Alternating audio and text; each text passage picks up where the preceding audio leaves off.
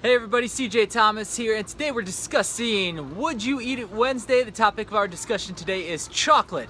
And looking at the comments, I think I had better have a favorable review of chocolate, or else I'm going to be in a lot of trouble with certain boot campers.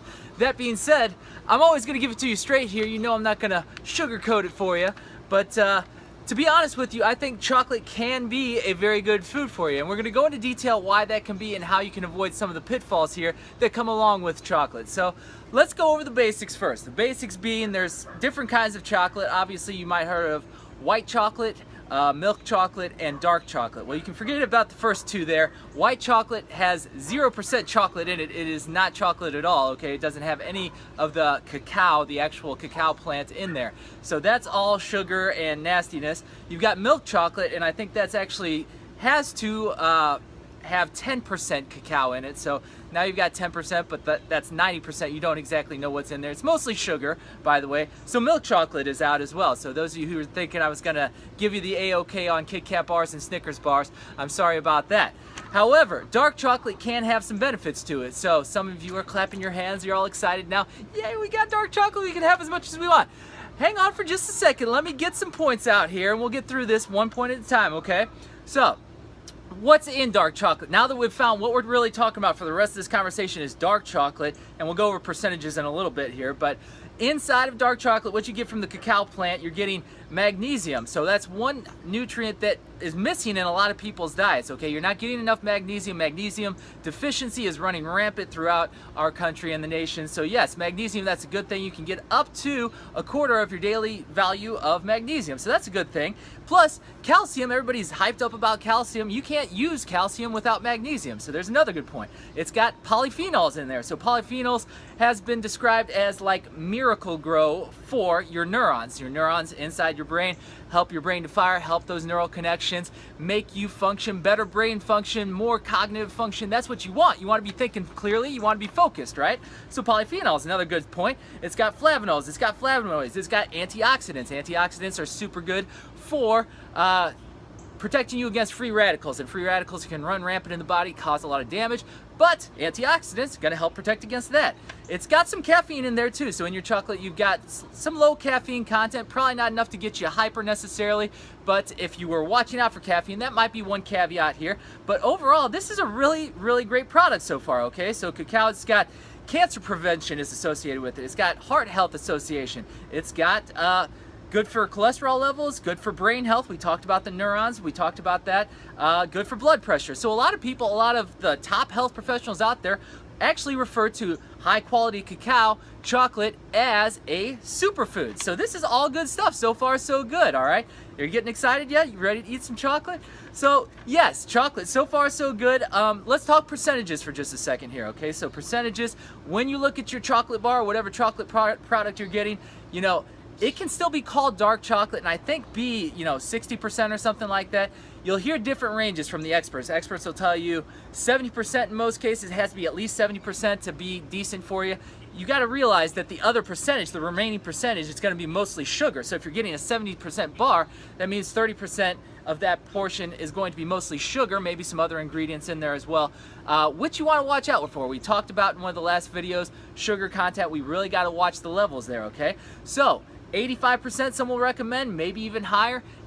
There's 100% available out there. So this is kind of what I go to, okay? This is what I've got here. I've got my cacao nibs right here. This is 100% cacao. It is straight up cacao nibs, so there's nothing added. There's one ingredient in here. It is certified organic cacao. So this is a pretty good product right here. It's got the organic label, it's got the non-GMO label, all good stuff right there, okay? So yes, if 100% is available, why wouldn't you go with the 100%? I mean, I get it, maybe 100% is a little bitter for you, which begs the question, what I've been leading up to here, do you really like chocolate? Or is it sugar that you like? So everybody wants the lower percentages because it tastes better, but that's the sugar. You're addicted to sugar. This is the big point that I'm trying to get across here. Sugar is our main enemy, so you've got to watch out for this. If you're getting 70%, you're still getting 30% sugar. Now, as we move on from this, there's another consideration here, okay? Just because we listed off a whole list of health benefits, does that mean the more chocolate you eat, the better? No, not necessarily, okay? So if you go to the Mayo Clinic research, for instance, they're gonna talk to you about a whole host of problems this can cause for your health. There's acne, there's skin reactions, there's bloating, bone density loss, there's heart rhythm disorders, there's kidney disorders, sleep disruptors. There's a whole mess of problems that this can cause, and I'm not going to give you the whole list because it's just going to take too long. But that's in excess if you're eating too much of this sugar or too much of the chocolate, and maybe it's the sugar content that's causing those problems. Maybe it is the quality of the content sugar or chocolate that you're getting. And then the other things that you want to consider is sometimes chocolate comes with heavy metals in it, okay? So lead and cadmium are two things you definitely don't want in your body, and lead has been an issue. Some of the labels that you see now on the back of a chocolate packet will have that California warning label. It'll say that, you know, in the state of California, this has been recognized to cause cancer because it's got too high a lead, too high a cadmium, too high of something that we don't want in our system, okay? Another thing to watch out for is mold toxins. Chocolate and coffee are two foods that are known to have a lot of mold toxin possibility to it. So again, the quality of the product is going to be key. How do you avoid that stuff? I've been told that European chocolate, for instance, the Lindt brand, L-I-N-D-T, Lindt chocolate is supposed to be one of the highest quality brands. If you get chocolate from Europe, it's supposed to be the highest quality versus South of America. A lot comes from South of America, and testing has shown that 80% of those samples have some kind of mold content in them. So is mold a big deal?